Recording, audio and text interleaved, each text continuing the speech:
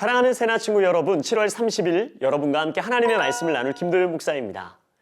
여러분, 사랑의 증표하면 뭐가 떠오르나요? 저는 반지가 떠오릅니다. 반지라는 물건은 단순한 액세서리를 넘어서 영원한 사랑을 약속하는 매개체가 되기도 하고 마음의 진심을 표현하는 도구가 되기도 합니다. 그런데 여러분, 사랑하는 이에게 선물한 그 소중한 반지를 상대가 끼고 오지 않았다고 한번 생각해 보세요. 물론 깜빡했을 수 있는 상황에 조금 섭섭할 수는 있겠지만 반지를 끼고 오지 않았다고 서로를 향한 사랑이 변하거나 식었다고 생각할 수 있을까요? 반지라는 물건은 마음을 전하는, 마음을 표현하는 도구인 것은 확실하나 반지 자체가 사랑의 마음을 대신할 수는 없을 것입니다. 반지를 끼고 있던, 끼고 있지 않던 마음이 변하지 않는 이상 두 사람의 관계는 변치 않을 것이죠. 오늘 본문 가운데 눈에 보이는 어떠한 증거 없이 마음으로 믿어 의에 이른 한 사람을 보게 됩니다. 바울이 소개하는 그 사람은 바로 아브라함입니다. 오늘의 말씀을 통해 아브라함과 같은 믿음을 소유하게 되는 우리 새나 친구들이 되기를 축복합니다. 자, 그럼 행복한 큐티 시작합니다. 오늘의 주제, 믿음을 보여주세요 입니다. 오늘의 말씀은 로마서 4장 9절에서 17절입니다. 그러면 이 복은 할례받은 사람에게만 내리는 것입니까? 아니면 할례받지 않은 사람에게도 내리는 것입니까?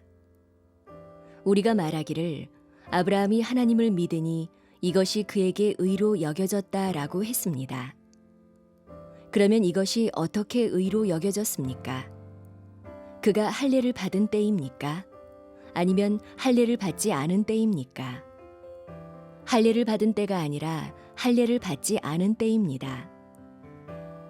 그가 할례의 표를 받은 것은 할례를 받지 않은 때에 얻은 믿음의 의를 확증하는 것이었습니다.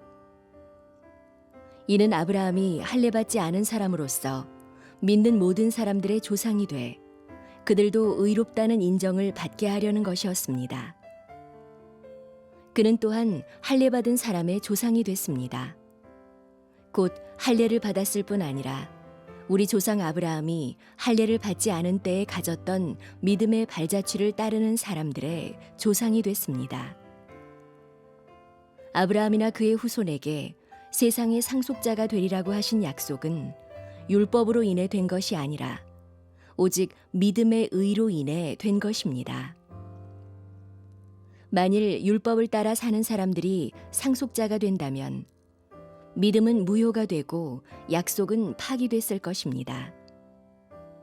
왜냐하면 율법은 진노를 부르기 때문입니다. 율법이 없는 곳에는 범법함도 없습니다. 그러므로 약속은 믿음으로 말미암습니다. 이는 아브라함의 모든 후손, 곧 율법을 따라 사는 사람뿐 아니라 아브라함의 믿음을 따라 사는 사람들에게도 은혜로 이 약속을 보장해 주시기 위한 것입니다. 아브라함은 우리 모두의 조상입니다. 기록되기를 내가 너를 많은 민족의 조상으로 세웠다 라고 한 것과 같습니다. 아브라함은 그가 믿은 하나님, 곧 죽은 사람을 살리시며 없는 것을 있는 것 같이 부르시는 하나님 앞에서 우리의 조상이 됐습니다. 오늘 본문에서 말하는 할례는 언약의 징표입니다.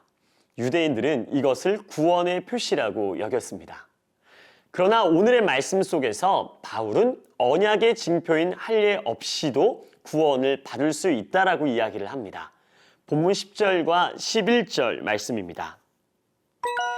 그러면 이것이 어떻게 의로 여겨졌습니까? 그가 할례를 받은 때입니까? 아니면 할례를 받지 않은 때입니까? 할례를 받은 때가 아니라 할례를 받지 않은 때입니다. 그가 할례의 표를 받은 것은 할례를 받지 않은 때에 얻은 믿음의 의를 확증하는 것이었습니다. 이는 아브라함이 할례 받지 않은 사람으로서 믿는 모든 사람들의 조상이 돼 그들도 의롭다는 인정을 받게 하려는 것이었습니다. 아브라함이 하나님께 부르심을 받았던 때는 아직 할례를 받지 않았을 때였습니다. 할례가 구원의 필수 조건이라 여기던 유대인들 앞에서 바울은 유대인의 기준으로는 구원받지 못할 조건을 가진 아브라함을 하나님께서 의롭게 여기셨다라고 이야기합니다. 또한 하나님께서는 다른 것이 아닌 그의 믿음을 보셨다고 선포하시죠. 바울의 이 말씀은 오늘날 우리에게도 적용되는 말씀입니다. 구원을 받는다는 것은 무언가 특별해서 어떠한 힘과 능력을 소유했거나 나름대로의 가치 있는 삶을 살아서가 아님을 기억하기를 바랍니다. 우리를 의롭게 하는 것이 할례와 같은 눈에 보이는 표식이나 행위가 아니라는 사실이죠. 지금 이 시대를 살아가며 할례와 같은 동일한 의미로서의 예식 가운데 우리는 세례를 생각해 볼 수 있습니다. 골로새서 2장 11절의 세례는 곧 그리스도의 할례임을 찾아볼 수 있는데 세례의 의식 자체는 죄를 씻어 없애줄 수 없습니다. 세례는 단지 모든 믿는 자들에게 있어서 죄가 그리스도의 희생으로서 사여졌다는 사실의 징표일 뿐 구원의 방편은 결코 아닌 것이죠. 구원은 오직 예수 그리스도께서 십자가 위에서 완성하신 구원의 은혜를 믿는 것, 오직 믿음으로 이르는 의임을 반드시 기억해야 합니다.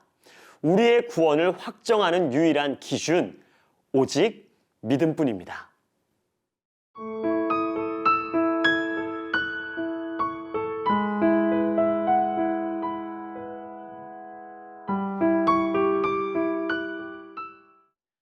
그렇다면 하나님께서는 왜 율법을 따라 사는 자들이 아닌 믿음을 가진 자들로 새로운 약속, 언약을 세우신 것일까요?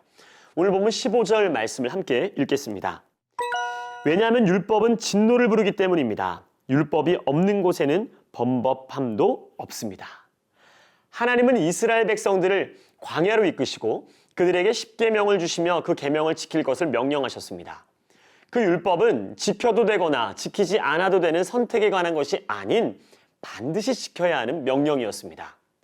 그러나 이 율법을 완전하게 지키는 이들만 구원을 받게 된다면 모든 구원에 대한 약속은 파기되었을 것입니다. 사람은 연약한 존재이기 때문에 어느 누구도 완전하게 율법을 지켜 행할 수 없기 때문이죠. 그럼에도 불구하고 하나님께서 율법을 주시며 순종하라고 하신 이유는 우리가 그 율법을 하나도 온전히 지키지 못하고 쓰러지는 연약한 인간임을 깨달아 하나님만을 의지하고 사랑하라는 은혜를 가르쳐 주시기 위함이죠. 우리의 행함과 노력으로는 결코 구원을 받을 수 없습니다. 아브라함은 하나님께서 약속하신 것들을 믿었고 하나님께서는 그 약속을 이루어 주셨습니다. 아브라함이 얻은 복은 그의 노력이 아닌 믿음으로 말미암은 것이었습니다. 우리에게 주어진 구원은 믿음에 의한 하나님의 은혜의 사건입니다. 나의 힘으로 아무것도 할 수 없음을 인정하며 구원을 약속하신 하나님을 믿음으로 바라볼 때 우리는 그 자리에서 하나님의 은혜를 경험할 수 있게 됩니다. 구원에 있어서만큼은 오직 은혜만이 존재할 뿐입니다. 우리가 우리의 구원에 있어 보탬이 되거나 개입할 수 있는 여지는 조금도 없습니다. 그리고 이것은 자신의 구원에 있어 철저히 무능력한 우리 인간에게 큰 은혜임을 다시금 깨닫게 되는 것이죠. 사랑하는 여러분, 오늘날에도 구원받기 위해 어떠한 조건을 강조하는 경우가 참 많이 있죠.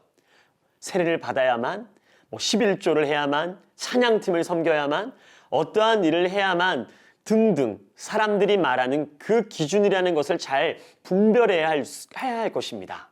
그것들은 구원받은 자들의 표현이지 절대 구원의 조건이 될 수는 없습니다. 단순하지만 온전히 주를 믿는 그 믿음이야말로 우리를 구원에 이르게 하는 것임을 반드시 기억하기를 바랍니다. 때로는 부족하고 연약하고 자격이 없는 것 같아 초라하게 느껴질지라도 주님이 보시는 것은 오직 하나, 그분이 약속을 믿는 여러분의 믿음입니다. 그 믿음이 말씀을 통하여 날마다 깊어지고 더해지기를 주님의 이름으로 축복합니다. 함께 기도하겠습니다. 사랑하는 주님, 감사합니다. 어떠한 자격을 따지지 않고 오직 믿음만으로 저를 하나님의 상속자가 되게 하신 주님을 찬양합니다. 오늘 하루도 믿음을 가지고 살아가는 우리 사랑하는 모든 새나 친구들이 될 수 있도록 인도하여 주옵소서. 감사하며 예수님의 이름으로 기도합니다. 아멘.